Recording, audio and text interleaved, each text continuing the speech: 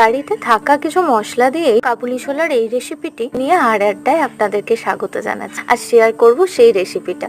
পেয়েছেন কাবুলি ছোলাটা কাল রাত থেকে ভেজানো ছিল। আজকে সকালবেলা উঠে সেটাকে একটু স্টিম দিয়ে নেওয়া হলো আর সরু করে আলু কুচিয়ে দিয়ে দেওয়া হয়েছে। স্টিম তো একটা দিয়ে নামিয়ে নেওয়ার পর কড়াইতে তেল গরম করে তার হয়েছে তেজপাতা, শুকনো লঙ্কা, গোটা জিরে ফোড়ন আর একটা গোটা গরম মশলা দিয়ে সেটাকে ভালো করে একটু নেড়ে ছেড়ে নিয়ে তাতে হলুদ গুঁড়ো আর কাশ্মীরি লঙ্কার গুঁড়ো দিয়ে দেওয়া হলো।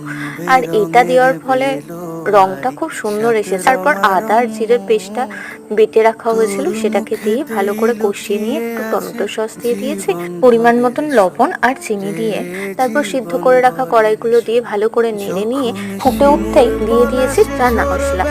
দেওয়ার পর সামান্য কাজু বাদাম বাটা দিয়েছি। 4-5 মিনিট ফুটতে দিয়েই নামিয়ে উপর দিয়ে চেরা কাঁচা লঙ্কা আর ঘি দিয়ে অল্প গরম মশলা করে ছড়িয়ে দিলেই তৈরি হয়ে যাবে নিরামিষ কাবলি।